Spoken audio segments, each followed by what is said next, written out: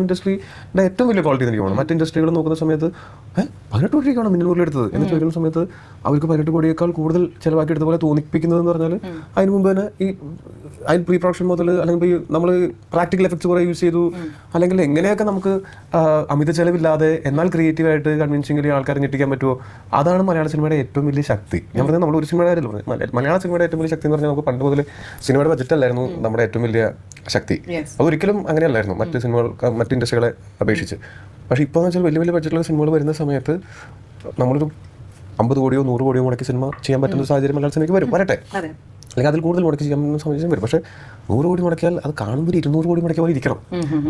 അപ്പോൾ അതിന് നമ്മളെ കാത്തു സൂക്ഷിക്കേണ്ടതെന്ന് പറഞ്ഞാൽ ഈ പറഞ്ഞ പോലെ ക്രിയേറ്റിവിറ്റിയും ഓൾട്ടർനേറ്റ് വഴികൾ കണ്ടെത്തുകയും, ഇപ്പോൾ ഒരു ഉദാഹരണം പറയുകയാണെങ്കിൽ ഇപ്പോൾ ബോൾട്ട് എന്ന് പറയുന്ന എക്യുപ്മെന്റ് വെച്ച് ഷൂട്ട് ചെയ്യണം, അത് നമുക്ക് പറ്റുന്നില്ല.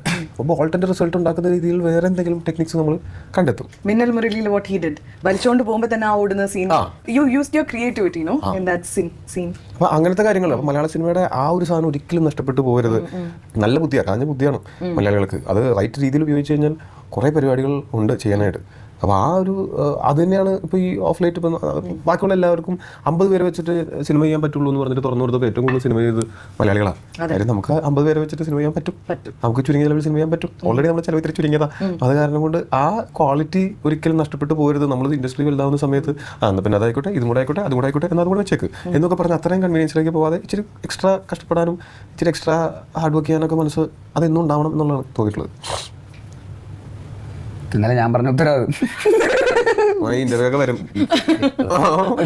പക്ഷെ നല്ലൊരു ഭയങ്കര വെരി തോട്ട്ഫുൾ.